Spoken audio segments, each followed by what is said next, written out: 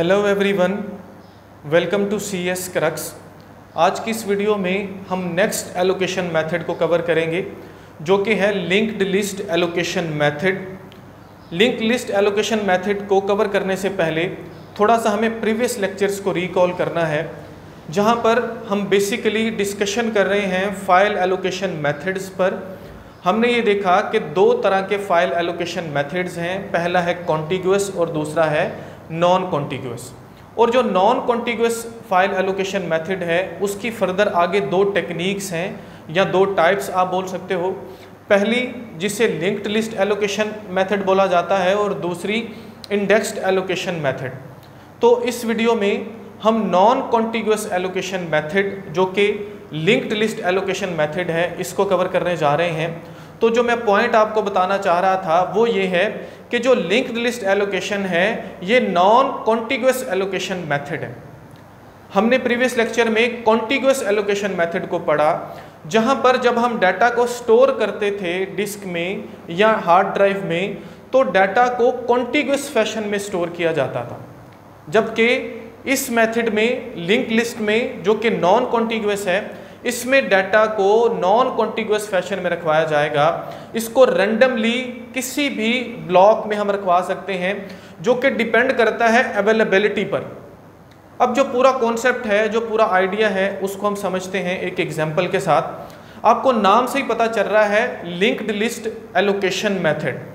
हमने data structure में link list के कॉन्सेप्ट को कहीं ना कहीं पढ़ा होगा, या अगर आप इससे फेमिलियर नहीं भी हैं तो भी आपको इसके पूरे टॉपिक की समझ आ जाएगी। बेसिकली ये जो एलोकेशन मेथड है इसका जो आइडिया है ये लिंक्ड लिस्ट से मिलता जुलता ही है, तो इसको डिस्कस करते हैं। फॉर एग्जांपल मेरे पास एक फाइल है, उस फाइल का नाम है फॉर एग्जांपल x। ठीक है जी, ये है एक फाइल, इस फाइल का नाम क्या है? इस फाइल का नाम है x। हमें पता है कि जब भी हमें किसी फाइल को हार्ड ड्राइव में स्टोर करवाना होता है तो उस फाइल को हम डिवाइड करते हैं ब्लॉक्स में। ये बात हम बहुत दफ़ा जो है वो डिस्कस कर चुके हैं प्रीवियस लेक्चर में। तो फॉर एग्जांपल इस फाइल को जो है वो डिवाइड किया गया 4 ब्लॉक्स में। पहला ब्लॉक है फॉर एग्जांपल B0, दूसरा है B1, इसी तरह से B2 और इसी तरह से B3।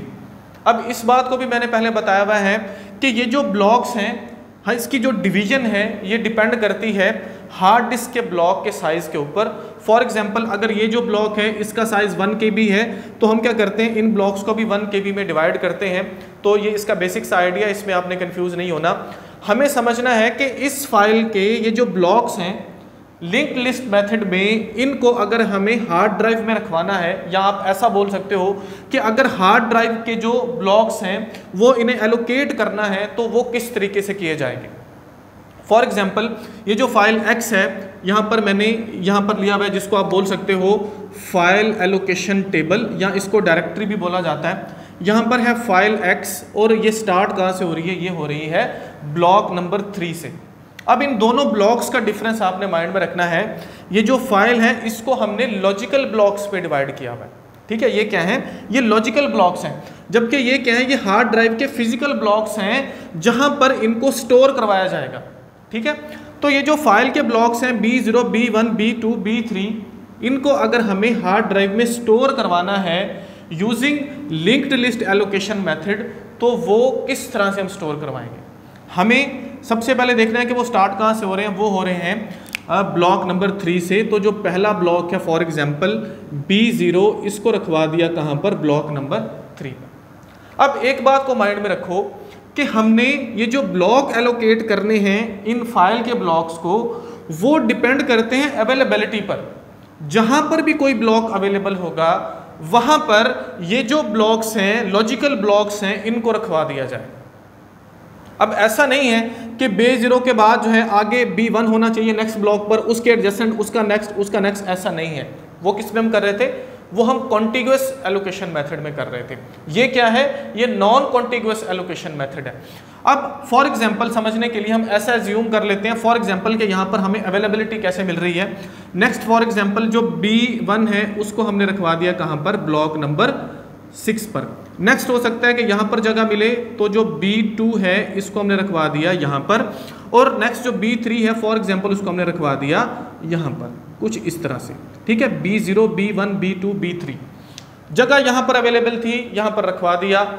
जहाँ पर अवेलेबल जगह मिलेगी वहाँ पर ब्लॉक्स को रखवा दिया जाएगा। ठीक है, आपने इसमें कंफ्यूज नहीं होना कि बाकी सारी जगह खाली है, इनको यहाँ पर क्यों रखवा दिया है। लेट्स एज्यूम कि जगह यहाँ पर ये जो ब्लॉक्स थे, ब्लॉक नंबर 3 के बाद ब्लॉक नंबर 6 वैकेंट मिला, उसके बाद 9 मिला, 14 मिला, तो वो एलोकेट कर दिया गया। अब हमने ये जो सभी ब्लॉक्स हैं इनको रखवा तो दिया, लेकिन बेसिकली कोई भी यूज़र जो अपना डाटा या फाइल स्टोर करवा रहा है अपने कंप्यूटर सिस्टम में, उसका पर्पस क्या है स्टोर करवाने का।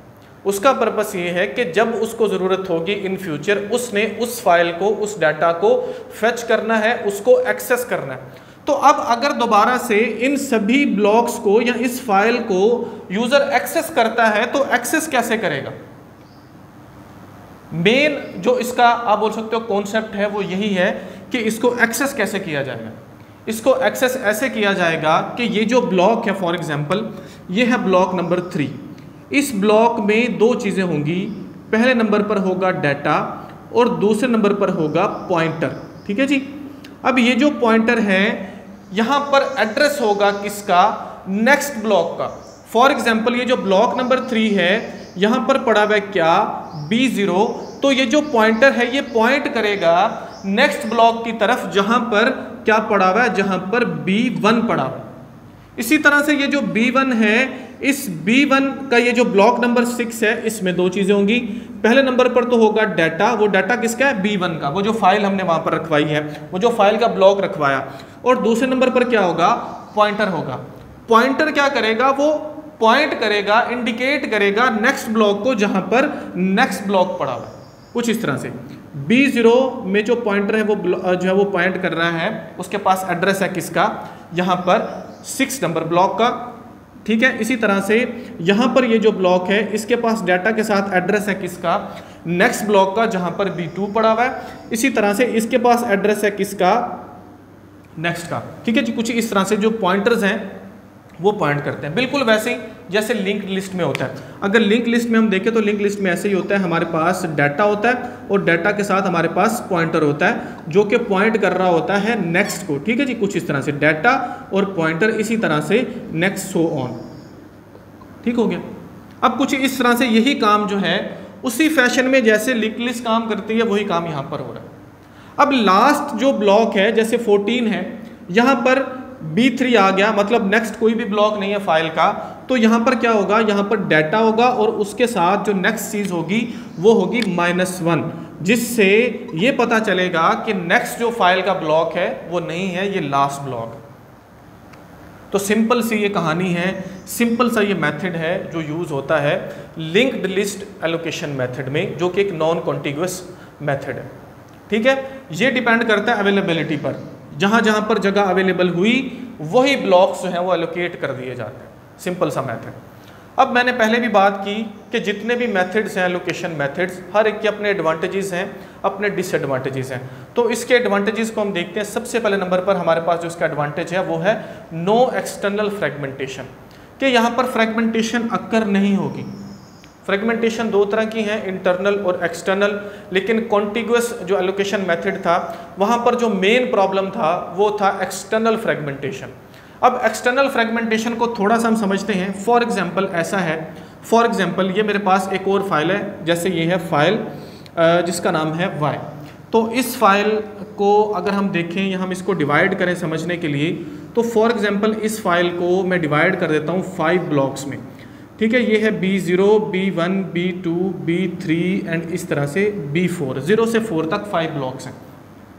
अब अगर इसको रखवाना है, पहले हम रिकॉल करते हैं जो हमारे पास कॉन्टिग्यूअस फैशन था उसको देखते हैं। तो यहाँ पर कहीं पर भी 5 ब्लॉक कॉन्टिग्यूअस फैशन में हमें नहीं मिल रहे। 5 तो हैं, 3 और 2 5, लेकिन ये इकट्ठे नहीं हैं, तो मैं इसको नहीं रखवा पा रहा। यही प्रॉब्लम क्या कहलाता था, ये कहलाता था एक्सटर्नल फ्रेगमेंटेशन। अब वो जो प्रॉब्लम है वो यहाँ पर सॉल्व हो गया। अब ये जो फाइल Y है, इस फाइल Y को ये जो खाली ब्लॉक है मैं कहीं पर भी एडजस्ट करवा सकता हूँ। फॉर एग्जांपल इसका ये जो 0 है, मैं इसको रेड से ही करता हूँ, ये जो 0 ब्लॉक है इस फाइल y का, उसको फॉर एग्जांपल वो स्टार्ट कहाँ से हो रहा है, वो 5 से हो रहा है, इसके मुताबिक उसको 5 मिल जाएगा। नेक्स्ट हो सकता है उसको 8 मिल जाए, नेक्स्ट हो सकता है उसको 10 मिल जाए, 11 मिल जाए, 15 मिल जाए, इकट्ठे भी मिल सकते हैं, कोई ऐसी बड़ी बात नहीं है। लेकिन ज़रूरी नहीं है, स्ट्रिक्ट कंडीशन ये नहीं है कि इनको इकट्ठे रखना है, जहां पर अवेलेबिलिटी होगी वहां पर मिल जाएगी। तो जब हमने इसको देखें, हम नॉन कॉन्टिग्यूअस या जो लिंक लिस्ट एलोकेशन है, हम इस फाइल को इस हार्ड डिस्क में स्टोर करवा सकते हैं, लेकिन कॉन्टिग्यूअस में हम इस फाइल को स्टोर नहीं करवा पा रहे थे क्योंकि कॉन्टिग्यूअसली हमें ब्लॉक्स अवेलेबल नहीं मिल रहे थे वहां पर। पहला इसका फ़ायदा। दूसरा, file size can be increase, के जो फाइल है उसका साइज इंक्रीज हो सकता है। फॉर एग्जांपल अगर मैं इसी एक्स फाइल की एग्जांपल लूँ तो ये जो एक्स फाइल है फॉर एग्जांपल ये है 100 KB की, ये है एक MS वर्ड की फ़ाइल। मैं इस MS वर्ड की फ़ाइल को एडिट करता हूँ, मैं इसके अंदर मज़ीद डाटा ऐड करता हूँ। मज़ीद जब डाटा ऐड होता है तो ये हो जाती है फॉर एग्जांपल 200 KB की। जब ये 200 KB की हुई तो इसका साइज़ भी बढ़ गया। फॉर एग्जांपल इस फाइल का साइज़ बढ़ा और यहाँ पर जो है मज़ीद 2 ब्लॉक्स और ऐड हो गए, एक B4 और एक क्या हो गया B5। फॉर एग्जांपल ये है फाइल X। तो क्या इसको, ये जो B4 और B5 है, इनको मैं रखवा सकता हूँ? बिल्कुल रखवा सकता हूँ, लेकिन किसमें? नॉन कॉन्टिग्यूअस में। कॉन्टिग्यूअस में मैं नहीं रखवा पा रहा था। अगर फॉर एग्जांपल अगर हम कॉन्टिग्यूअस की बात करें समझने के लिए, जैसे ये एक फाइल है, या आप बोल सकते हो ये एक फाइल है फॉर एग्जांपल समझने के लिए। अगर ये इंक्रीज होती है तो इसको कॉन्टिग्यूअसली कोई फाइल नहीं मिलती, ठीक, कोई जगह नहीं मिलती, सॉरी कोई ब्लॉक नहीं मिलता। तो अगर ये फाइल ग्रो कर रही है, ये बड़ी हो रही है नॉन कॉन्टिग्यूअस में, तो जहां पर भी अवेलेबिलिटी होगी वहां पर इसको जो है वो जगह एलोकेट कर दी जाएगी। हो सकता है B4 को यहां पर जगह मिले फॉर एग्जांपल, तो क्योंकि ये खाली है यहां पर रखवा दिया, B5 को यहां पर रखवा दिया, B4 और B5 को यहां पर। सिंपल सा ये मेथड है। तो नॉन कॉन्टिग्यूअस या जिसको आप लिंक्ड लिस्ट एलोकेशन मेथड बोलते हो, यहाँ पर ये पॉसिबल है कि फाइल का साइज इंक्रीज हो सकता है, उसको जगह भी मिल सकती है, जो कि कॉन्टिग्यूअस में नहीं था, वहाँ पर डिसएडवांटेज था। अब इसका जो है वो डिसएडवांटेज देखते हैं। पहला डिसएडवांटेज है लार्ज सीक टाइम। ऑटोमेटिकली जो सीक टाइम है वो बढ़ेगा। सीक टाइम किसको बोलते हैं? जब हमारा हेड किसी भी एक पोजीशन पर है, किसी एक ट्रैक पर है, हमको उस ट्रैक से हमारे डिज़ायर्ड ट्रैक तक पहुंचना है, तो वहां तक पहुंचने का जो उसका टाइम लगता है उसको बोलते हैं सीक टाइम। फॉर एग्जांपल अगर हम चलें यहाँ से ही समझ लेते हैं, एक छोटा सा हम जो है प्लेटर बनाकर, ये है जी प्लेटर फॉर एग्जांपल, तो और इस प्लेटर में है यहाँ पर 2 ट्रैक्स, या चलें एक और भी इसके दरमियान ही बना लेते हैं, 3 ट्रैक्स हैं, ठीक है जी। इसके अंदर कुछ सेक्टर्स हैं, यही आर्किटेक्चर होता है इसका। फॉर एग्जांपल ये है T1, इसको हम बोल देते हैं, ये है T2 और ये है T3। थाउजेंड्स ऑफ ट्रैक हो सकते हैं। अब अगर इसकी मैं मिसाल लूँ तो B0 फॉर एग्जांपल यहाँ पर पड़ा हुआ है, उसके बाद जो B1 है वो पड़ा हुआ है ट्रैक नंबर 3 पर, और फॉर एग्जांपल जो B1 नहीं, हाँ ठीक है, B1 ट्रैक 3 पर पड़ा हुआ है, और B2 जो पड़ा हुआ है वो पड़ा हुआ है ट्रैक नंबर 2 पर। हेड है फॉर एग्जांपल यहीं पर है, हेड पड़ा हुआ है ये ट्रैक नंबर 1 पर।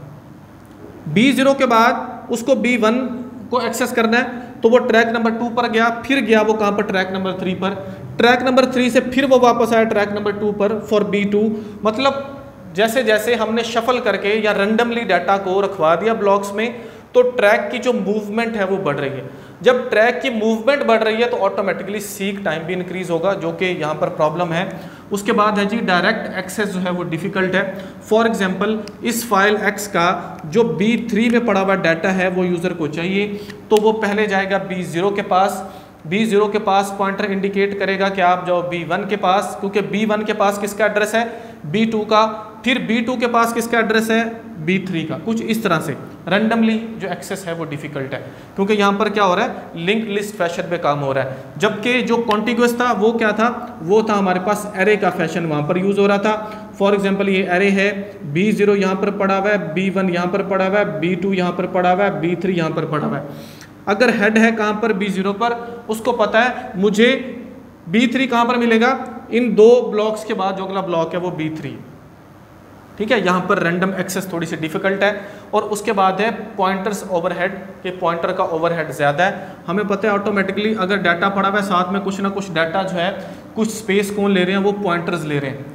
थाउजेंड्स ऑफ पॉइंटर्स हो सकते हैं, तो पॉइंटर्स जो हैं ओवरहेड यहाँ पर ज़्यादा है, लेकिन हमें पॉइंटर्स को यूज़ करना ही करना है, अदरवाइज़ हमारी जो स्पेसिस हैं वो जो एक्सटर्नल फ्रेगमेंटेशन है वहाँ पर बहुत ज़्यादा वेस्ट हो सकती हैं।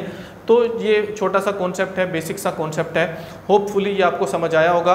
एडवांटेजेस और डिसएडवांटेजेस को लाजमी याद रखिएगा। मिलते हैं नेक्स्ट लेक्चर में, जहाँ पर हम नेक्स्ट एलोकेशन मेथड को कवर करेंगे। वीडियो अगर हेल्पफुल है तो वीडियो को लाइक ज़रूर कीजिए, चैनल को सब्सक्राइब ज़रूर कीजिए और दूसरों के साथ शेयर ज़रूर कीजिए। Thank you so much.